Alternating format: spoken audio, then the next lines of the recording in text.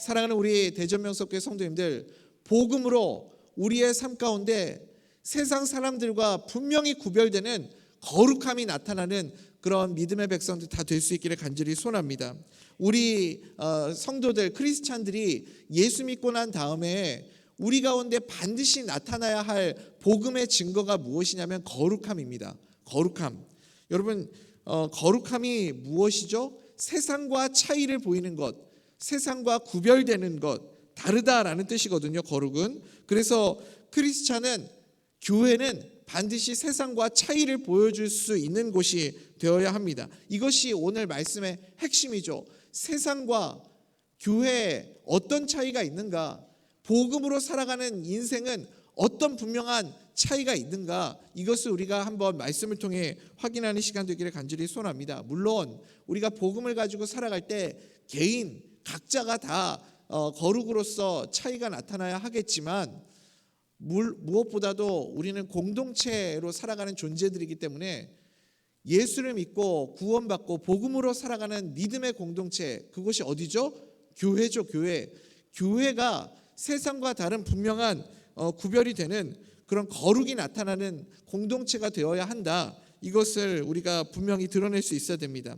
그러면 교회는 어떤 공동체인가? 교회 안에는 생명이 있잖아요. 복음이 있잖아요. 우리가 그 복음을 가지고 어떻게 세상 가운데서 구별되어야 하는지를 세 가지를 통해서 한번 나눠보겠습니다. 첫 번째, 초대교회는 어떤 공동체였습니까? 예배하는 공동체였죠. 예배가 그들의 정체성이었다는 거예요. 그러니까 우리도 우리의 정체성이 무엇입니까? 복음으로 살아가는 자는 분명한 정체성이 있어야 됩니다. 나는 어떤 사람이에요? 예배자다. 나는 예배하는 사람이다. 나는 하나님을 예배하는 예배자입니다. 이 분명한 정체성이 우리 가운데 있어야 되는 거죠. 우리가 세상의 모임들 한번 보십시오. 세상의 모임의 중심에는 무엇이 있죠? 쾌락이 있죠. 즐거움이 있죠. 그들의 필요를 채우는 것이 있죠. 그러니까 세상의 모임들은 뭐 술 모임 아니면 뭐 그런 겁니다. 다 자기네들의 그 쾌락을 추구하기 위한 모임, 기껏 가장 건전한 모임이 뭐 운동 모임 정도겠죠. 그런데 크리스찬의 모임 중심에는 항상 무엇이 있습니까? 우리의 모임의 중심에는 항상 무엇이 있어야 되겠어요? 예배가 있어야 하는 겁니다. 예배. 그래서 42절을 보시면 사도들의 가르침을 받아 이런 표현이 나옵니다. 그러니까 우리 교회 성도들의 복음으로 살아가는 자들의 중심에는 항상 예배가 있는데, 그 예배에서는 무엇이 있느냐? 사도들의 가르침, 즉 하나님의 말씀이 선포되는 곳이 이 예배다라는 거죠. 그래서 우리가 예배 가운데 하나님의 말씀이 늘 함께 있었다라는 것을 이 사도행전 말씀을 통해서 우리가 확인해 볼 수가 있습니다. 물론 교회에 우리가 모일 때마다 먹는 것도 되게 중요합니다. 그러니까 누가 그런 얘기도 하더라고요. 교회가 뭐 밥 먹여주냐? 교회가 너 뭐 밥 먹여줘? 이런 얘기할 때요, 우리는 자신 있게 대답할 수 있어야 돼요. 맞아, 우리 교회는 밥 먹여줘. 이렇게 이야기할 수 있는 교회가 돼야 됩니다. 제가 요즘에 이렇게 예배 마치고 제가 늘 1층에 식당에 내려가서 우리 성도님들을 인사를 드리는 시간에 갔잖아요. 요즘에 가보면 성도님들이 국수 안 드시고 빨리 돌아가시는 분들이 좀 많이 계시더라고요. 그래서 좀 제가 인사를 못 드려서 그게 좀 아쉬운 느낌이 듭니다. 여러분 꼭 예배 마치시고 식사하시고 국수 드시고 돌아가셨으면 좋겠습니다. 그리고 그 1,000원 식사비를 내야 되는데 제가 좀 그 많이 안 드시니까 좀 아쉬운 마음이 있어요. 그래서 우리 어린이들하고 청년들은 그냥 드실 수 있도록, 먹을 수 있도록 해주시면 참 좋을 것 같습니다. 그래서 어렸을 때부터 우리 젊은 청년들과 자녀들의 마음속에 교회는 밥 먹여주는 곳이다, 그런 인식이 좀 생기면 참 좋을 것 같다, 이런 생각이 들어요. 그러니까 교회는 먹는 것도 되게 중요합니다. 잘 먹어야 돼요. 분명히 초대교회도 애찬 시간이 있었습니다. 그래서 항상 떡을 떼고 잘 먹었다라는 거죠. 그렇지만 교회의 핵심은 무엇이냐면, 교회의 중심에는 항상 무엇이 있어야 되냐면 예배가 있어야 한다는 거예요. 예배. 교회의 정체성은 예배에서부터 나오는 겁니다. 어떠한 모임이든지 여러분, 그래서 예배가 들어가면 복음이 들어가게 되고 예배가 들어가면 살아나게 되는 거죠. 여러분, 가정이 사는 길이 어디에 있어요?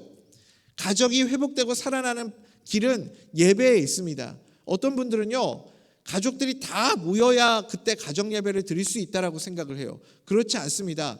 나부터 시작하는 거예요. 나부터 가정 예배를 드리기 시작하는 겁니다. 내가 하나님 앞에, 복음 앞에 온전히 그렇게 예배자로 세워지고 그 다음에 나의 정체성이 확인이 되고 가정 가운데 예배를 심는 자가 되어야 하는 겁니다. 그래서 나를 통해서 우리 가정의 예배가 회복될 때 우리 가정이 살아나게 될 줄 믿습니다. 우리 가정에 생명이 피어나게 될 줄 믿습니다. 직장도 마찬가지예요. 내 정체성을 가지고 직장 생활하는 겁니다. 내가 하나님이 나를 그 직장에 보내신 이유가 무엇이에요? 예배를 심는 자로 나를 보내신 줄 믿습니다. 예배를 심는 겁니다. 직장 공동체가, 그 공동체가 예배가 심겨지게 되는 순간서부터 거기에서부터 하나님의 역사가 나타나게 되는 줄 믿습니다. 그러니까 여러분, 복음으로 살아가는 자는 이런 정체성이 있는 거예요. 마귀는요, 이 예배에 하나님의 역사가 시작되는 것을 알기 때문에 무슨 수를 써서라도 이 예배를 못하게 만드는 겁니다. 다른 것은 다 허용해도 예배만큼은 못하게 막는 거예요. 그래서 구제, 섬김 이런 거 다 좋아요. 다 괜찮은데 무엇을 하든지 예배만큼은 하지 마라, 예배만큼은 드리지 마라, 이렇게 마귀가 자꾸 막는 거죠. 우리의 정체성이 무엇입니까? 우리가 누구입니까? 우리가 누구라고 물을 때 여러분 뭐라고 대답해야겠습니까? 우리는 예배자입니다. 나는 예배자입니다. 이것을 분명하고 확실하게 우리의 정체성을 나타낼 수 있는 하나님의 사람이 될 수 있기를 간절히 소원합니다. 아브라함이 높이 평가받는 이유는 무엇이냐면 아브라함은 자기의 정체성을 정확하게 알았습니다. 창세기 12장에서 하나님의 아브라함을 부르시고 본토 친척 아비집을 떠나서 내가 명령하는 땅으로, 지시하는 땅으로 가라. 그때부터 아브라함이 하나님의 말씀을 듣고 대책 없이, 정처 없이 그냥 떠나기 시작하지 않습니까? 그러고 나서부터 아브라함은 어느 곳에 가든지 하나님을 예배하는 예배자로 살아갔습니다. 어느 곳에 가든지 그가 정착하는 땅마다 하나님을 예배하는 것부터 시작하였습니다. 그러니까 아브라함의 정체성은 하나님을 예배하는, 예배를 심는 자였다라는 거죠. 이제 하나님이 명령하여서 그가 하나님의 명령을 따라서 세겜 땅에 도착했을 때, 가나안 땅 세겜 땅에 도착했을 때 그 상수리 나무 아래 도착하게 되죠. 제가 리딩 지저스 여호수아 편을 설명드릴 때 이 상수리 나무를 성경이 얼마나 중요하게 이야기하는지를 그때 설명을 드렸습니다. 아브라함이 바라보고 있던 그 상수리 나무를 마지막에 이제 많은 시간이 지나가고 나서 여호수아가 그의 인생을 정리하는 그 순간에 세겜 땅에 서서 아브라함이 처음으로 하나님을 예배하고 하나님 앞에 자신의 삶을 드렸던 그 세겜 땅에서 여호수아도 그 세겜 땅에 서서 그 상수리 나무 아래에서 하나님을 예배하는 모습을 우리가 보지 않습니까? 그리고 여호수아가 고백하죠. 오직 나와 내 집은 여호와 하나님만을 섬기겠노라. 그렇게 고백을 하는 모습을 보게 됩니다. 여러분, 그러니까 이 아브라함에게서부터 시작된 겁니다. 아브라함이 예배를 심는 자가 되었고, 아브라함은 그렇게 가는 곳마다 하나님 앞에 제단을 쌓고 예배하는 예배자, 그 정체성을 가지고 살아가는 모습을 볼 수 있습니다. 이게 우리가 갖추어야 할 첫 번째 모습입니다. 복음으로 살아가는 믿음의 공동체, 우리 대전명성교회의 정체성이 무엇입니까? 예배자가 되어야 할 줄 믿습니다. 가는 곳마다 예배를 심는 복음으로 살아가는 자들 될 수 있기를 간절히 소원합니다. 예배가 없는 곳에 예배를 심을 수 있는 하나님의 사람으로 살아가는 우리 모두가 될 수 있기를 간절히 소원합니다. 이게 첫 번째 메시지고요. 그러면 물어볼 것도 없죠. 우리가 복음으로 사는 삶을 살기 위해서 제일 먼저 해야 할 일이 무엇이냐면 예배를 심는 거고, 그 다음에 우리가 무엇을 해야 하냐면 기도를 심는 겁니다. 기도. 복음으로 살아가는 자는 기도자가 되어야 합니다. 그러니까 우리의 정체성은 늘 기도가 있어야 되는 겁니다. 다른 것은 우리가 2등을 해도 괜찮지만 무엇이든지 우리 대전명석교회가 꼭 1등을 해야 한다면 예배 그리고 기도 이것이 1등이 되어야 할 줄 믿습니다. 그래서 우리가 기도할 때는 반드시 하나님의 역사가 나타난다 이런 분명한 확증이 우리 가운데 있어야 할 줄 믿습니다. 기도의 공동체라는 것은 곧 다른 말로 하면 기적의 공동체다, 기적의 공동체다라는 것입니다. 42절 뒷부분에 보면 오로지 기도에 힘썼다 이런 말씀이 나오죠. 그 다음에 2장 43절 우리 같이 한번 읽어볼까요? 시작. 사람마다 두려워하는데 사도들로 말미암아 기사와 표적이 많이 나타나니 아멘. 그러니까 이게 무슨 말씀입니까? 기도의 공동체는 반드시 기적이 나타난다. 기적의 공동체가 될 수 있다라는 거죠. 우리가 기도할 때 하나님의 역사, 하나님의 기적이 우리 가운데 나타나게 될 줄 믿습니다. 그래서 복음으로 살아가는 믿음의 공동체는 반드시 예배 공동체가 되어야 하고 기도 공동체가 되어야 합니다. 기도로 살아가는 그런 모습이 우리 가운데 있어야 되겠죠. 병자들이 낫고 이적이 나타나고 이런 기적들이 우리 가운데 나타나기 시작했다는 거죠. 우리 교회도 참 육신의 연약함으로 힘들어하시는 분들이 많은데 우리가 함께 기도할 때 연약함에서 벗어나게 되고 치유되고 회복되는 역사가 나타나게 될 줄 믿습니다. 우리 금요기도회 이제 시작했거든요. 금요기도회 때 항상 제가 앞으로도 빼놓지 않고 우리 환우들을 위해서는 기도하는 시간을 반드시 가지려고 합니다. 그때 그 기도하는 그 시간을 통해서 치유되는 역사가 나타나는 분들이 반드시 있게 될 줄 믿습니다. 우리가 함께 모여서 기도하면 기도할 때 역사가 나타나게 될 줄 믿습니다. 찬송가 305장에 보면 나 같은 죄인 살리신 이 찬송의 가사를 쓴 사람이 나오죠. 찬송가 305장 나 같은 죄인 살리신 이 가사를 쓴 사람이 존 뉴턴이라는 사람인데 이 사람이 원래 뭐 하던 사람이에요? 노예 선장하던 사람이죠. 노예에 팔아가지고 그렇게 자기 배부르고 먹고 살던 그런 사람인데 예수 그리스도를 만나고 예수님을 나의 구주로 영접하고 나서 그가 나 같은 죄인 살리신 전에는 내가 눈이 멀었지만 이제는 광명을 찾았다. 이제는 내가 하나님의 영광을 보게 되었다. 그가 그렇게 고백하면서 쓴 그 찬송의 가사가 바로 나 같은 죄인 살리신 영어로는 Amazing Grace 아닙니까? 놀라우신 은혜, Amazing Grace. 그러니까 여러분 하나님의 은혜를 맛보고 난 다음에 가장 먼저 경험하는 감정이 무엇이에요? Amazing, 깜짝 놀라는 겁니다. 놀라움이 있는 겁니다. 우리의 삶 가운데 기도하는 자들 가운데 하나님이 주시는 은혜가 무엇인가? Amazing, 놀라움을 우리에게 허락하여 주실 줄 믿습니다. 기도하면 하나님의 은혜가 반드시 임하는데 그 은혜가 놀라움으로 나타나게 된다라는 거죠. 설명이 안 되는 일들이 우리 가운데 벌어지게 되는 겁니다. 여러분 그래서 기도하는 자는 항상 놀라게 되어 있습니다. 기도하면 놀라운 일들이 일어나는 겁니다. 사랑하는 우리 대전명석회 성도님들, 우리 성도님들의 삶 가운데도 어메이징 놀라움들이 있으십니까? 놀라움들이 반드시 있어야 됩니다. 목사님, 제가 지금 나이가 몇 살인데 놀랄 게 뭐가 있겠습니까? 이제는 놀랄 것도 없습니다. 여러분 그 말의 의미가 무엇인지 아십니까? 나는 늘 안주하고 평탄함만 추구하고 살아가고 있다라는 뜻입니다. 은혜 구하면서 부르짖는 기도는요, 우리를 항상 놀랍게 만듭니다. 주님 앞에 나와 우리 함께 부르짖으며 간구하며 기도하는 공동체 되기를 간절히 소원합니다. 그것이 우리의 정체성입니다. 함께 나와 부르짖어 간구하여 기도할 때 놀라운 기적의 역사 우리 가운데 허락하여 주실 줄 믿습니다. 그래서 은혜의 붙들림을 받은 인생을 살아가야 합니다. 이게 복음으로 살아가는 믿음의 공동체의 정체성입니다. 예배, 기도, 그리고 마지막 세 번째, 제가 설교를 특세 기간 동안 이렇게 하는데 어저께 제 아버지가 전화가 왔어요.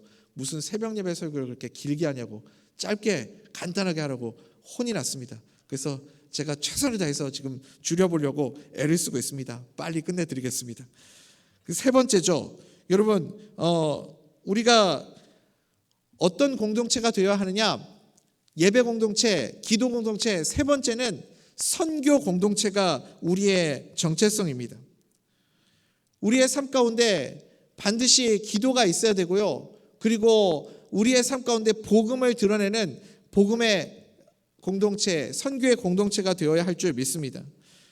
우리는 다른 것으로 세상을 변화시키는 자가 아니잖아요. 우리의 능력이 어디 있습니까? 기도에 우리의 능력이 있고 복음에 우리의 능력이 있는 줄 믿습니다. 제가 이 복음과 삶 챕터 5에 나오는 내용을 잠깐 읽어드릴게요.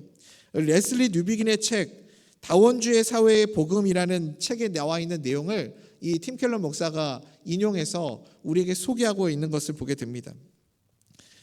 어저께 이제 우리나라에 그 선거가 있었잖아요. 선거를 통해서 세상을 변화시키는 게 아니고 교회가 복음을 통해서 세상을 변화시키는 줄 믿습니다. 이 내용을 제가 잠깐 읽어드릴게요. 로마 제국의 시스템으로 구현된 사탄의 권세에 대한 교회의 승리는 권력의 손잡이를 장악함으로써 이루어진 것이 아니다. 그것은 희생자들이 콜로세움에서 무릎을 꿇고 예수님의 이름으로 황제를 위하여 기도했을 때 이루어진 것이다. 여러분, 그러니까 크리스찬들이 권력자들과 손잡아서 로마 사회를 변화시킨 게 아니라는 거예요. 어떻게 로마 사회를 변화시켰죠? 콜로세움은요, 그곳에서 수많은 사람들이 자신들의 유희와 쾌락을 위해서 그 크리스찬들을 그 죽음의 그 터전에 던져놓고 사자와 결투하게 만들고 검투사들과 결투하게 만들고 하면서 그 크리스찬들이 그곳에서 죽어가는 모습을 보면서 깔깔거리고 웃고 그러던 장소 아닙니까? 얼마나 끔찍한 일들이 벌어지고 있습니까? 참 인간이 그 악한 것 같아요. 인간의 본성이. 그 크리스찬들이 그 콜로세움에서 순교당하고 죽어가는 그 현장에서 무릎 꿇고 뭘 했어요? 로마 사회를 위해서, 그리고 황제를 위해서, 저 백성들을 위해서 예수님처럼 스데반처럼 그들이 죽어가면서 기도했다는 거예요. 복음을 저들이 듣게 해달라고 기도했다는 거예요. 그들의 기도가 그 로마 사회를 변화시킨 줄 믿습니다. 그러니까 우리가 이것을 깨달아야 하는 겁니다. 우리가 우리의 손으로 우리의 능력으로 세상을 변화시키는 것 아닙니다. 기도하면 주님이 변화시켜 주실 줄 믿습니다. 이게 뭐예요? 어메이징 그레이스죠. 놀라우신 하나님의 은혜입니다. 그리고 그렇게 살아가는 자들이 선교 공동체가 될 줄 믿습니다. 우리 2장 47절 같이 한번 읽을까요? 시작. 하나님을 찬미하며 또 온 백성에게 칭송을 받으니 주께서 구원받는 사람을 날마다 더하게 하시니라. 아멘. 아멘. 아멘. 그러니까 우리가 해야 할 일은 무엇이냐면 복음 증거하는 공동체가 되어야 하는 겁니다. 교회가 말씀을 전하잖아요. 교회가 복음을 전하잖아요. 선교하고 복음을 전하면 교회는 불타오르게 되어 있습니다. 산불도 보세요. 여러분, 산불이 번질 때 캘리포니아에 살면서 산불이 날 때 진짜 무섭더라고요. 산불이 막 이 산에서 옮겨가지고 고속도로가 있는데 불이 얼마나 세냐면 길을 뛰어넘어가지고 옆에 산으로 막 불길이 넘어가더라고요. 바람이 불면 막 이 불 화염이 뛰어넘어가가지고 옆에 달라붙는 거예요. 그러면 또 옆에 산에도 불이 붙어서 막 타오르기 시작하고 정말 무섭게 불이 붙는 모습을 보았습니다. 여러분, 우리가 언제 교회가 불타오르게 되냐면 우리가 복음을 전할 때, 선교할 때, 복음으로 살아갈 때 교회가 불타오르기 시작하게 될 줄 믿습니다. 복음을 전하면 여기저기에서 이 불꽃이 일어나기 시작하는 거죠. 불이 붙기 시작하는데 이 불들이 막 번져 나가는 거예요. 그래서 교회가 성령에 불타는 교회가 언제 되냐면 복음 붙잡고 살아가는 성도들이 하나 둘씩 생겨나기 시작하면 거기서부터 불꽃들이 막 일어나는 것을 보게 되죠. 그러면 깨닫게 되는 겁니다. 아, 곧 큰 불이 나겠구나. 우리 교회에 큰 불이 일어나겠구나. 그것을 우리가 보게 될 줄 믿습니다. 마가복음 16장 20절에 맨 마지막 절에 제자들이 나가서 두루 전파할세 이런 말씀이 나오죠. 그 뒤에 이어지는 내용이 보면 많은 표적이 따르니라. 계속해서 복음을 전하고 선교하고 예수 증거하고 복음 붙잡고 나아가게 될 때 그들이 입으로 증거하기 시작할 때 많은 표적이 그들의 삶 가운데 나타나는 모습을 보게 됩니다. 우리 교회도 이 복음의 열정으로 복음 붙잡고 세상 가운데 나가서 많은 사람들에게 증거하기 시작할 때 우리 교회에 이렇게 우리 눈으로 교회가 불이 붙기 시작하는 것을 목격하게 되는 그런 은혜가 나타나게 될 줄 믿습니다. 복음이 있으면 교회는 반드시 불타게 되어 있거든요. 물론 우리가 전도를 하게 되면 이게 영적 싸움이기 때문에 복음 전하면 사람들이 쉽게 예수 믿겠다, 교회 가겠다 그러지 않습니다. 교회 가겠다고 해놓고선 또 안 나오는 분들도 되게 많아요. 그래가지고 우리 전도사님들도 맨날 저분들 오겠다고 약속했는데 또 안 왔다고 막 아쉬워하고 그런 모습들 보거든요. 그래서 우리는 그것 때문에 더 기도하게 되는 거죠. 복음이 전하는 게 쉽지 않기 때문에 더 기도의 자리로 나가게 되는 거고, 마귀와 싸우다 보면 어떻게 되겠어요? 더 기도의 불이 붙기 시작하는 겁니다. 기도의 불이 그래서 붙는 거예요. 그러다 보면 영적인 눈이 열려서 더 믿음이 강력하게 되는 거고, 그래서 예수님이 늘 나와 함께 하시는 주님의 임재를 누리며 살아가게 되고, 이런 엄청난 선순환이 우리 가운데 나타나게 되는 겁니다. 마치 성령의 불이 핵분열이 일어나서 여기저기에서 막 터져 나오는 그런 모습들이 우리 교회 가운데 복음 붙잡고 살아가면 나타나게 될 줄 믿습니다. 그래서 삶 전체가 그냥 화염에 휩싸이는 인생이 되는 겁니다. 우리 교회도 그런 교회가 되는 거죠. 이게 교회입니다. 이게 사도행전에 나타나는 초대교회의 모습이고요. 사도행전을 영어로 액츠라고 하잖아요. 액츠, 행동들입니다. 어떤 행동들이죠? 선교 행동들이고 복음 행동들이에요. 사도행전의 교회는 복음의 행동들로 뭉쳐있는 교회였습니다. 우리 삶 속에도 그런 능력이 나타나기를 간절히 소원합니다. 그래서 여러분, 교회는요, 세상과 분명한 차이를 드러내는 그런 공동체가 되어야 할 줄 믿습니다. 세상과 별로 다를 바 없는 그런 공동체가 되어서는 안 됩니다. 분명한 차이가 있어야 돼요. 어떤 차이가 나타나야 될까요? 우리의 정체성이 무엇입니까? 나는 하나님을 예배하는 예배자다. 그리고 우리는 하나님의 놀라운 기적을 날마다 경험하며 살아가는 기도자다.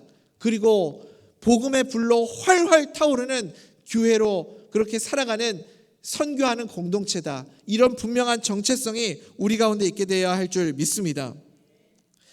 이 차이를 세상 가운데 분명히 드러내는 우리 대전명숙교가 되기를 간절히 소원합니다.